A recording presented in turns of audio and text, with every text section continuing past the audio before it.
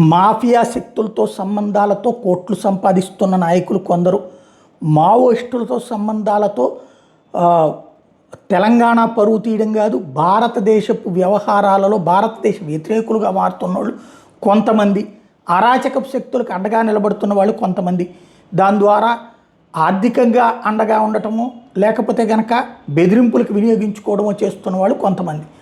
తెలంగాణ రాజకీయ నాయకుల్లో వివిధ పార్టీల్లో ఉన్న నాయకులకి సంబంధించిన వ్యవహారాన్ని బండి సంజయ్ వాళ్ళ గుట్టు విప్పాడు.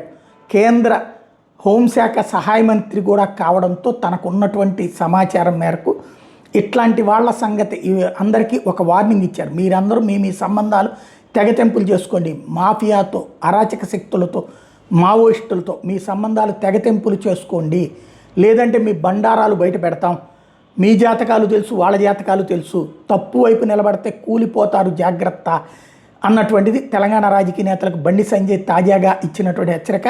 తెలంగాణ రాజకీయ నేతలందరూ ఈ విషయం గుర్తుంచుకోమన్నారు. మావోయిస్టులతో సంబంధాలు తెగ తెంచుకు తీరాల్సిందేనని తేల్చి చెప్పారు. అదే సందర్భంలో లేకపోతే మీ బండారం బయట పెడతామన్నటువంటి ద్వారా ఆల్రెడీ వాళ్ళు ఎవరెవరన్నది వాళ్ళకి తెలుసు అన్నటువంటి పరోక్ష కాన్సెప్ట్. అట్లాగే అవినీతి, మాఫియా, తీవ్రవాదం మీద కేంద్ర నిఘా ఉందన్నది గుర్తుపెట్టుకోండి అన్నటువంటి చెప్పుకొచ్చారు. కనికరం లేకుండా వ్యవహరిస్తామన్నటువంటి స్పష్టం చేశారు.